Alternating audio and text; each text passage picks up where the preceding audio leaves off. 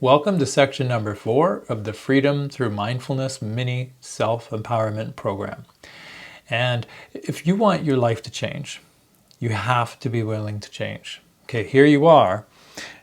Something's going on in your life. You don't like it. You want that to change. So if you want that to change, you have to change your life substantially enough to allow that to change. Change requires change. A lot of people, it's amazing how many people come to see me. I've had people come to see me and essentially they want me to give them a magic pill. Can you just put me in hypnosis and tell me not to do that? In some circumstances that can work, but it's not always that simple. You can't just generally take a pill with no side effects there. It's kind of like, well, I don't want to feel that. I'll just shove it down. Sure, it works for a while, but eventually something's going to bubble up and come out as a byproduct, or it's going to come up all at once and start really affecting you. Okay, so making change is really, really simple. Okay, that's what this section's about, self-discipline. Okay, creating the discipline to be able to healthfully move through making change, to be able to take that time and that effort to continually grow and learn, to become that new person, to change into the person that will allow the change we want to happen. So as I said, it's simple. We just simply have to discontinue the unhealthy behaviors and practice healthy behaviors. Really simple sounding, but it is really not that easy. Okay, when we discontinue, the difficult behaviors, what happens is, well, it's going to bring up all of our stuff. Okay, it takes a lot of discipline, healthy discipline, not beating ourselves up kind of discipline. That's kind of the opposite of healthy, but a healthy discipline where we keep motivating ourselves to take small steps to keep moving forward, setting our goals and our sights to feeling better, but creating a clear path on how to do that. So that's what this whole program's about, and this section really focuses on that, making changes in our brains and in our habits to help to make this easier, to do this work a lot easier, to build self-confidence, self-esteem, and emotional resilience, to be able to healthfully express our emotions and to not react anymore, to actually have choice and to respond instead. Okay, I'm just going to take a moment and get back to the program in a little bit, but I want to focus for a bit to help the people on YouTube that might have just found this video and it's partway along, not at the beginning. And so if you found this on YouTube or wherever else, well, watch the video now, and then when you're done, click the like button, and then there's a link down below to go to my website where it's really, really easy in the download button there. But this program, it's about using mindfulness to help overcome a lot of challenges such as stress, feeling anxious, tense, or feeling angry all of the time, or lost, or always feeling distracted, or feeling afraid to be yourself, feeling you have to wear a mask, or maybe you hide your own true feelings, or maybe you feel really self-critical and judgmental, or overwhelmed, or stuck in negative thoughts, or unhappy, and maybe feeling really unfulfilled, or maybe you feel unworthy, that you're a bad person, or that you're not good enough, or something like that. Or maybe you're afraid to follow through on achieving your dreams. It's just too much to put yourself out there. Or maybe you're just always unsuccessful in achieving your goals that you set for yourself. That something's just always sabotaging you, maybe. Or maybe it's OCD or PTSD or ADHD, something like that. Now, my name is Arnie Peterson, and I'm a therapist in Victoria, BC, in beautiful Vancouver Island. And I work online and in person with private therapy sessions to help people heal these things and build self-confidence and self-esteem, and really to achieve their goals through modalities such as mindfulness-based counseling, hypnotherapy, and a larger version of this program that people work on through at home that really works together as a very good team with our therapy sessions and that. But that's not what this video is about. Okay, this video is about free self-help, where you're able to learn and understand about yourself, how your subconscious mind is blocking you, how unconscious or habitual habits and behaviors, ones that aren't supportive, how they happen and how to change them, and the healthy ones, how to be with what you feel and process through your emotions and build self-confidence and self-esteem. And so If you like this idea, okay, if you just found this video, you like the idea of working through this program, click the like button here on YouTube, and then down below in the description, click that, go to my website. Everything's really easy laid out, and it's easy to follow, and there's a download button right at the bottom of every video where you can download the audio, put it on your phone, and it's easy. You can be driving somewhere, or out, you can be out walking, or just doing anything, and you can listen to bits and pieces or the whole thing, and it's just so convenient to do that. And so I want you to do that, and I want you to enjoy this program, get a lot. And the people that are patiently waiting, that have been watching this program, working through, section to section on my website, remember, please do your awareness practice. Keep doing that every day, a minute or two here and there. But give a week in between each section to let it integrate, to really contemplate things, and to implement that into everyday life and start changing the way you do things with new ways. Because if you want your life to change, you have to be willing to change. So back onto the section here, creating healthy changes, creating healthy self-discipline. Well, new habits are challenging to change. We've got these neural pathways in our brain that are like super highways of habitual ways of doing things, and it's really hard. Like kids, they can learn a new language pretty quickly, but their conscious mind hasn't developed like ours. And when you're really young, just by being around things, we just download stuff. It's like a sponge. We just absorb information. But when our conscious mind begins to develop, we have to start repeating things over and over and over to download information in. And so it takes a little bit of discipline to create habits, healthy habits.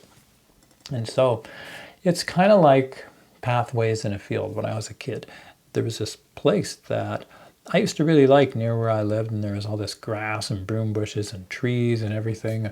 I liked to play there, and I liked to go to different places, and there was a path, the main path that went through, from one side to the other, that I could get out at the other end. That path was like a super highway. I remember one night walking that path in the dark, in the winter when it got dark early, thinking, oh wow, I was really amazed with myself. I can walk in the dark, I can see in the dark. But really, my subconscious mind had been on that path so many times, it was easy. There's probably just a little bit of light. I didn't really notice it, and I just thought it was really, really great because I could walk in the dark and see in the dark. But my subconscious was walking on this well-beaten habit that I'd beaten down for years. Now say I want to, instead of going this way, I want to go over there, and that's where I want to go. There's no path. Well, interestingly, if you do this for real, if you start walking on that path, it'll be hard to get over there. If there's lots of bushes and things, you got to kind of find a route and get over there if it's really thick, and it takes a bit of time to find, and then we get over there. Oh, it's over here a little bit, and okay, here I am. Well, the next day you go to do it. It's a bit easier, and like, okay, there's that spot. You remember the odd thing, and you get over there. Maybe you're over, a little bit over the other side this time instead of, yesterday. Then the third day, it gets a little easier. And the fourth day, wow, it's sort of, I can see a little bit of a trail. And you start to refine it. And pretty soon you're walking on the same footsteps pretty much every day. And a week goes by, and then 2 weeks go by, and you're walking on the same path. And it gets really easy because you can see where the grass and everything is pushed down. You know where to walk this way and around that obstacle. You figured it out. And by 3 weeks, you have got an incredibly clear path that you can walk without having to consciously just focus all your attention on the path. Now you can literally walk it and enjoy the surroundings as you walk, and not pay so much attention consciously on the walk, because you've created a new pathway. Okay. Now, interestingly, that old path, if you just walk the new one and stop walking on the old one, it'll grow back over. It'll grow back in with weeds and stuff. Our brain does that, the neural pathways in our brain. You've heard of neuroplasticity. When we make changes, we change the way the neurons fire in our brain, habitual thinking. And so that takes a little while because there's not a pathway, and the electricity or the signals don't get through so well. It takes a lot of discipline to discipline ourselves through. But in time, we create a really good path, 3-4 weeks. Keep doing your awareness practice. You'll be building a really solid pathway across the field to where you want to go. it starts working. It takes a little bit of time and effort and follow through. You have to make the commitment. So practice stepping out of your comfort zone with little things, and practice experiencing the feelings that arise through that in a safe environment. Okay, now your awareness practice will help you through that. The more you do that, the more you'll be able to meet feelings. If you sit and practice at 7 a.m. every day, are you going to feel exactly the same at 7 a.m. every day for a month? No, you're going to feel totally different. Some days it'll be easy. Other days your head will be on fire with all kinds of thoughts. You'll hate it other days. Other days you'll be falling asleep. But in that whole month, you'll experience quite a wide variety of different emotions. As you do the awareness practice, you start to build sort of comfort, or you get used to just acknowledging and being around other emotions.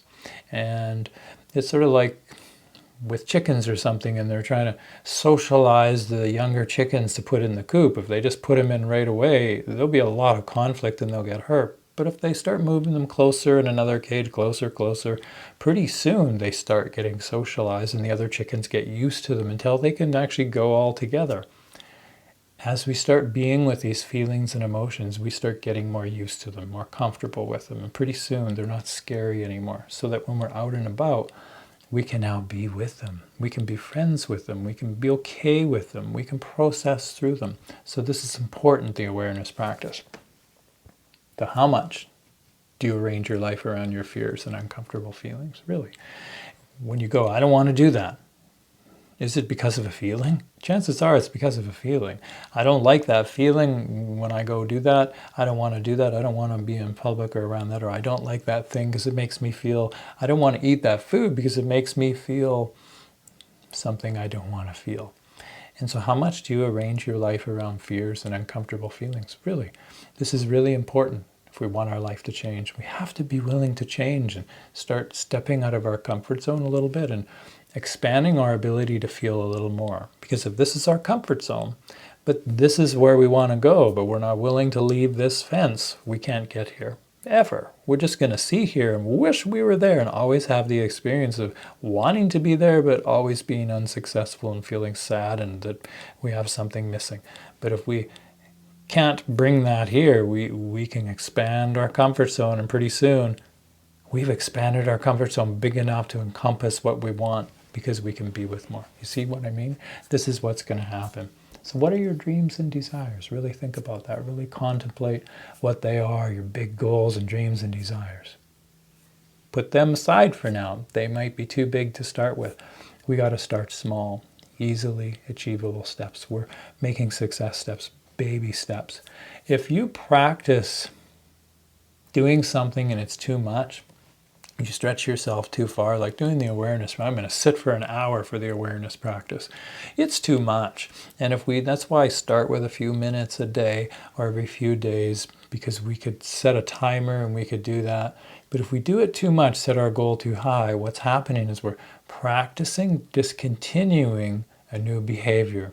Okay? And we don't want to do that. What we want to do is practice the success of a new behavior, so we do it small. Baby, little steps at a time. 1,000 little successful steps is much better than a few big ones and then we end up quitting. That's only a couple times of success, even if we're successful, a couple big steps, but 1,000 times, and we acknowledge success after each step and acknowledge and appreciate and focus on, wow, that was good, I followed through. Pretty soon we start building self-esteem way quicker with smaller, easily achievable steps. So breathe into the uncomfortable feelings. Do your awareness practice. Practice being with what you feel. The awareness practice allows you, when you practice in a safe place, keep coming back to your breath. You get pulled away into thoughts, come back 1,000 times. But now you've got the practice after 3 weeks. That path in the field is strong, really beaten in. After 3-4 weeks, something happens, you get triggered.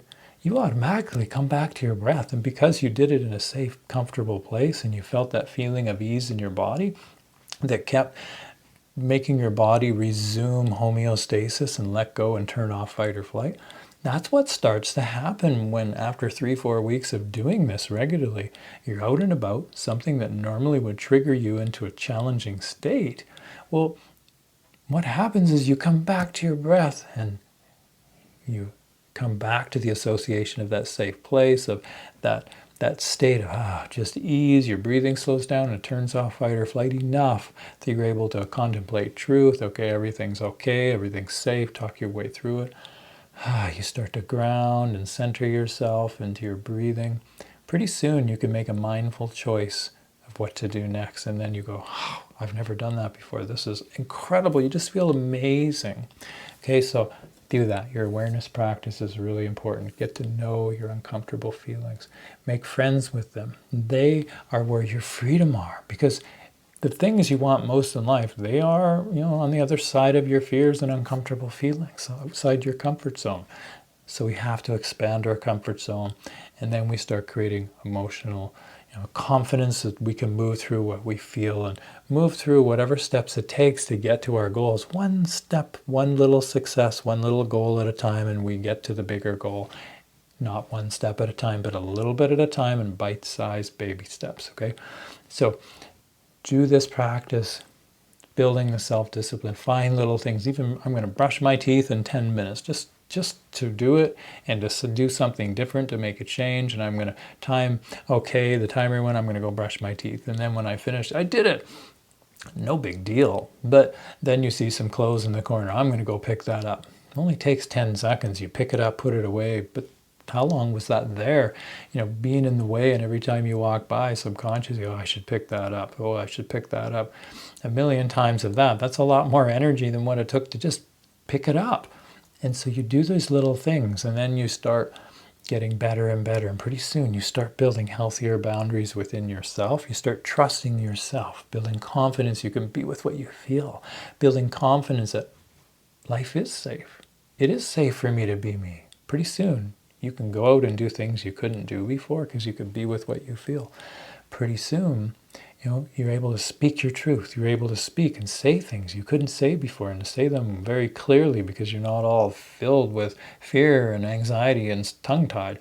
And you're able to express what you feel because you're getting clear on what you feel because of the awareness practice, being with what you feel and getting clear on your inner feeling sensations. So you see, the foundation is important, building that foundation. If you haven't built it enough by now, it's okay. Go back to the beginning and start with section 1 and build that foundation, so then you can put the structures on top of that stability, and then work through section number 2, truth and feeling, and then come back to here.